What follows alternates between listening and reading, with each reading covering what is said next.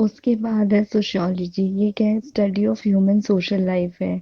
इसमें groups, societies, इन सबको हम स्टडी करते हैं, और बेसिकली जो सब्जेक्ट मैटर है वो हमारा खुद का बिहेवियर है एज सोशल बीइंग्स, कि as an individual in society हम कैसे बिहेव करते हैं। ठीक है। उसके अलावा जो भी फिलोसफर्स रहे हैं, रिलीजियस थिंकर्स रहे हैं, या बाकी लोग पहले रहे हैं, ऐसा नहीं है कि सोशियोलॉजी ही इसको स्टडी कर रहा है। बहुत सारे लोग पहले रह चुके हैं, रिलीजियस टीचर्स हैं, फिलोसफर्स, वो सब इसको पढ़ चुके हैं। ठीक है। ह्यूमन बिहेवियर को वो लोग अपने लेवल पे पढ़ चुके हैं, समझ चुके हैं। लेकिन ये जो है ना सोशियोलॉजी, ये इसको डिफरेंटली स्टडी करता है। क्यों डिफरेंटली होता है ये? क्योंकि इसमें एम्पेरिकल स्टडी होती है सोसाइटी की। एम्पेरिकल स्टडी का मतलब है जो आप एक्सपीरियंस करते हो या जो आप ऑब्जर्व करते हो, उन सब चीज़ों को आप इसमें यूटिलाइज करते हो अपनी स्टडी में। तो इसलिए डिफरेंट होता है। इसके अलावा पीटर बर्जर ने एक पॉइंट दिया, कंपैरिजन दिया। उन्होंने कहा कि ये जो फाइंडिंग्स, ऑब्जर्वेशन होती है ना सोशियोलॉजिस्ट की, ये सिर्फ तभी अच्छी हैं अगर ये जो इंफॉर्मेशन है ये फ्री ऑफ बायस हो, कि आपने जो देखा है आप वही एग्जैक्टली बता रहे हो, आप उसमें अपने थॉट्स या अपनी चीज़ों को मिक्स नहीं कर रहे हो। जैसे कि मुझे लगता है एक पर्टिकुलर कॉन्सेप्ट पे ये कॉन्सेप्ट सही है, ठीक है, जैसे कि बाल विवाह, अगर मुझे लगता है कि वो सही है, ठीक है, पर मुझे एक राइटिंग में लिखना है कुछ, तो मैं मुझे उसमें लिखना है कि मैंने जो ऑब्जर्व किया कि वो आजकल फॉलो करते हैं लोग या नहीं करते हैं। तो मैं उसमें अपना जजमेंट नहीं लाऊंगी कि मुझे वो सही लगता है या गलत लगता है। मैं सिर्फ उसमें वही लिखूंगी कि वो फॉलो हो रहा है या नहीं हो रहा है। तो जो करेक्ट इन्फॉर्मेशन है वो ही प्रोवाइड करनी चाहिए हमें। अपना जो पर्सनल ओपिनियन है किसी भी चीज़ को लेकर, वो नहीं आना चाहिए, रिफ्लेक्ट नहीं होना चाहिए उसमें। उसके बाद उन्होंने कहा कि सोशियोलॉजी जो होती है वो फॉलो करती है साइंटिफिक वेज को, ऑब्जर्वेशंस, एनालिसिस, मेथड, ये सब चीज़ें होती हैं। तो हम इसको ये भी कह सकते हैं कि सोशियोलॉजी भी साइंस की तरह ही फंक्शन करती है। ठीक है। देन है sociology and common sense knowledge. अब सोशियोलॉजी ना कॉमन सेंस नॉलेज से कैसे डिफरेंट है? कॉमन सेंस नॉलेज होती है कि हमने देखा कुछ भी, हमने अपना कुछ भी आइडिया लगा दिया और उसको एक्सप्लेन कर दिया कि अच्छा ये हो गया तो ये इस वजह से हो गया है। हमने किसी गरीब को देख लिया तो हम उसे बोल देते हैं कि तुम्हारे हाथ पैर हैं, तुम कमा सकते हो, तुम कमा लो, तुम ऐसे पैसे क्यों मांग रहे हो किसी से, या इस तरीके की चीज़ें। तो हम अपनी कॉमन सेंस लगा के उसको कुछ भी बोल देते हैं। बट सोशियोलॉजी क्या करती है? सोशियोलॉजी उसको ऐसे नहीं बोलती है। सोशियोलॉजी उसका बैकग्राउंड देखती है कि ये ऐसा कर रहा है तो क्यों कर रहा है, इसके पीछे क्या रीजंस हो सकते हैं। ठीक है। तो डिफरेंस होता है दोनों में। कॉमन सेंस नॉलेज जो होती है हमारे नेचुरल या एक इंडिविजुअल के एक्सप्लेनेशन होते हैं, हम एज एन इंडिविजुअल क्या सोचते हैं। सोशियोलॉजी क्या है? कॉन्सेप्ट, मेथड्स को फॉलो करती है, डेटा को फॉलो करती है। डेटा क्या कह रहा है कि कितने लोग गरीब हैं, वो क्यों गरीब हैं। ठीक है। कॉमन सेंस जो है अनरिफ्लेक्टिव है, कि मतलब मैं कुछ भी बोल रही हूँ, मैं उसके बारे में ये नहीं सोच रही कि मैं ऐसा क्यों बोल रही हूँ। लेकिन सोशियोलॉजी जो है वो रिफ्लेक्टिव है नेचर में, कि आप जो बोल रहे हो तो आप वो सोच समझ के बोलोगे, आपके पास उसके लॉजिक्स होंगे। ठीक है। इसका एक एग्जांपल है बुक में जो दिया है, पॉवर्टी, कि अगर कोई गरीब है तो आप कॉमन सेंस लगा के तो उसको कुछ भी बोल दोगे कि वो काम नहीं करना चाहता है, या उसकी फैमिली की प्रॉब्लम है। ठीक है। या ये सब बोल सकते हैं। बट अगर सोशियोलॉजी जो है वो देखेगी कि पॉवर्टी जो है वो क्यों है, क्या स्ट्रक्चर ऑफ इनइक्वालिटी है, कि जो अमीर है वो बहुत अमीर होता जा रहा है, गरीब जो है वो और गरीब हो रहा है, तो वो क्यों हो रहा है, कि इनइक्वालिटी किस तरीके से इफ़ेक्ट कर रही है लोगों को। ठीक है।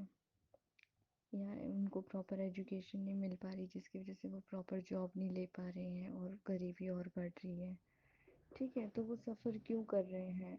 क्या उन्हें जो वो काम कर रहे हैं उसके लिए कम सैलरी मिल रही है, लो वेजेस मिल रहे हैं, या ज़रूरत से ज़्यादा काम करा के उनसे उन्हें कम पैसे दिए जा रहे हैं, इस तरीके की चीज़ें इसमें आएंगी। तो सोशियोलॉजी इन सारे एस्पेक्ट्स को कवर करती है, जबकि कॉमन सेंस नॉलेज कुछ भी इंडिविजुअल बिना एक्सप्लेनेशन के कुछ भी एज्यूम करके और कुछ भी बोल देते हैं, ठीक है। उसके बाद है इंटेलेक्चुअल आइडियाज़। इन्होंने सोशियोलॉजी को कैसे डेवलप होने में या बनने में हेल्प किया। तो बहुत सारी साइंटिफिक थ्योरीज थी, जैसे कि नेचुरल इवोल्यूशन की थी, डार्विन ने जो थ्योरी दी थी, या फिर फाइंडिंग्स थी बहुत सारी प्री मॉडर्न सोसाइटीज़ की। प्री मॉडर्न सोसाइटीज़ थी जो भी एग्रेरियन सोसाइटी थी, नॉन इंडस्ट्रियल सिविलाइजेशंस थी, वो वाली। एंड उसके बाद मॉडर्न सोसाइटीज़ आई थी, इंडस्ट्रियलाइज सोसाइटी आई थी, इसमें इंडस्ट्रियलाइजेशन ज़्यादा था, ठीक है। तो ये सब सोशियोलॉजी जो होती है इन सब चीज़ों से इन्फ्लुएंस होती है कि आपकी जो सोसाइटी है उसके ऊपर इन सब चीज़ों का इफ़ेक्ट होगा। उसके बाद है इवोल्यूशनरी विजन, जो होता है वो ये कह रहा है कि जो वेस्टर्न सोसाइटीज़ हैं वो मोर एडवांस्ड हैं या ज़्यादा सिविलाइज्ड हैं, जबकि जो नॉन वेस्टर्न सोसाइटीज़ हैं उनको बहुत लेस डेवलप्ड समझा गया है, ठीक है। ये सारी चीज़ें कहाँ पे रिफ्लेक्ट होती हैं, जो भी ऑगस्ट कॉम्टे, कार्ल मार्क्स या फिर हर्बर्ट स्पेंसर ने जो अपना काम किया है या उनकी जो राइटिंग्स हैं ये उसमें रिफ्लेक्टेड हैं ये चीज़ें। उसके बाद एनलाइटमेंट पीरियड में रीज़न और इंडिविजुअलिज्म के ऊपर फोकस ज़्यादा है कि कोई भी चीज़ है तो वो क्यों हुई। एनलाइटमेंट का मतलब यही है कि आप रीजनिंग कर पा रहे हो, आप इंडिविजुअलिज्म के ऊपर चीज़ें हैं, जैसे कि एक इंडिविजुअल है तो उसकी क्या पोजीशन है, उसका क्या रोल है, ये सब चीज़ें। इसमें साइंटिफिक नॉलेज जो है उसको इम्पोर्टेंस दी गई है। नेचुरल साइंसेस में जो मेथड यूज़ होते हैं उनको इम्पोर्टेंस दी गई है ह्यूमन अफेयर्स को समझने के लिए। उसके बाद बहुत सारे थिंकर्स हैं जो ये बोलते हैं कि अगर नॉलेज में प्रोग्रेस होगी ना तो बहुत सारी सोशल इल्स यानी जो सोशल प्रॉब्लम्स हैं वो सॉल्व हो जाएंगी। एंड ऑगस्ट कॉम्टे जो है वो भी ये बिलीव करते हैं कि सोशियोलॉजी जो है ना कंट्रीब्यूट करती है वेलफेयर ऑफ ह्यूमैनिटी को। नेक्स्ट है मटेरियल इश्यूज क्या क्या थे जिससे सोशियोलॉजी बनी। उसमें था इंडस्ट्रियल रिवॉल्यूशन। जब इंडस्ट्रियल रिवॉल्यूशन हुआ तो क्या हुआ, बहुत सारी चीज़ें जो थी, बहुत सारे काम जो थे वो मशीन ने रिप्लेस कर दिए, ठीक है। कैपिटलिज्म आ गया, अब बहुत सारे काम जो होते थे वो कैपिटल के बेस पे होते थे, मनी के बेस पे होते थे, मनी के लिए होते थे, ठीक है। उसके बाद बहुत सारी चीज़ें थी जो अब प्रॉफिट के लिए होने लगी थी, जबकि पहले क्या होता था कि आप किसी काम के बदले कोई काम कर देते थे किसी का, या किसी चीज़ के बदले कोई चीज़ दे देते थे। बट अब क्या है, आपको हर सर्विसेज के लिए मनी, प्रॉफिट, ये सब चीज़ें सेंट्रल थी। तो अब मटेरियल जो था वो सेंट्रल हो गया था इस टाइम पे। फिर इसमें ये पोएम दी हुई है बॉम्बे वाली, बॉम्बे लाइफ की। इसमें ये है कि पोएम में एक्सप्लेन किया है इन्होंने कैसे कि अब जो बिल्डिंग्स हैं या जो पैसे हैं या ये चीज़ें जो है ये बड़े आराम से मिल रही हैं, मतलब इसी के पीछे लगे हुए हैं लोग।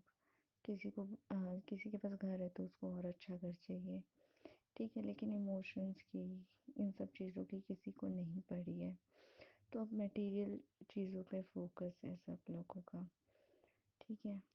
उसके अलावा एक नई चीज़ जो आई थी इस टाइम पर वो थी क्लॉक टाइम, कि अब जो है सारी चीज़ें घड़ी के हिसाब से होने लगी थी। पहले क्या था, जिसका जब मन करता था वो काम कर रहे होते थे, या अपने टाइम को बिल्कुल ही, मतलब ये नहीं कि 10 मिनट लेट हो गए तो आप लेट हो गए, एक्चुअली ऐसे नहीं कंसीडर किया जाता था।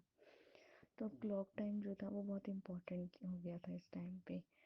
क्लॉक टाइम को ही नाउ मनी समझा जा रहा था, कि अब आपको वक्त वक्त पे काम करना है तो उससे उससे मनी को रिलेट किया गया। जैसे कि एक एम्प्लॉयर है या एक एम्प्लॉई है, उनके बीच में टाइम पे अगर आप आ रहे हो तो आपको सैलरी ठीक से मिलेगी, आप लेट आ रहे हो तो आपकी सैलरी डिडक्ट होगी। तो इस तरीके की चीज़ें होने लगी, ठीक है। तो ये था कि मटेरियल इश्यूज को कैसे इम्पोर्टेंस दी गई इस, एंड सोशियोलॉजी इसको कैसे अंडरस्टैंड करता है, ठीक है, वो है। देन जो टॉपिक है वो है ग्रोथ ऑफ सोशियोलॉजी, की सोशियोलॉजी कैसे ग्रो हुई। तो इसको अंडरस्टैंड करने के लिए बहुत सारे जो इश्यूज थे वो यूरोपियन सोसाइटी के हमको समझने पड़ेंगे, जैसे कि कैपिटलिज्म, इंडस्ट्रियलाइजेशन, ये सब चीज़ें क्या थी, वेस्ट से आई थी। और ये जब इंडिया इंडिया में भी आ रही थी ये चीज़ें, लेकिन वेस्ट में जब ये चीज़ें थी तो वो ज़्यादातर किसके लिए थी, उनके प्रॉफिट के लिए थी। बट इंडिया में जब ये चीज़ें आ रही थी तो ये इंडियंस के प्रॉफिट के लिए नहीं थी, बल्कि ये जब रिप्लेस कर रही थी जो लोग यहाँ काम करते थे उनको मशीन्स रिप्लेस कर रही थी, या फिर बड़ी बड़ी इंडस्ट्रीज उनको रिप्लेस कर रही थी, तो क्या और पॉवर्टी बढ़ रही थी। ठीक है, तो इसके और भी बहुत सारे इफ़ेक्ट्स थे जो कॉलोनियलिज्म, कैपिटलिज्म या फिर इंडस्ट्रियलाइजेशन में हम डिटेल में पढ़ेंगे।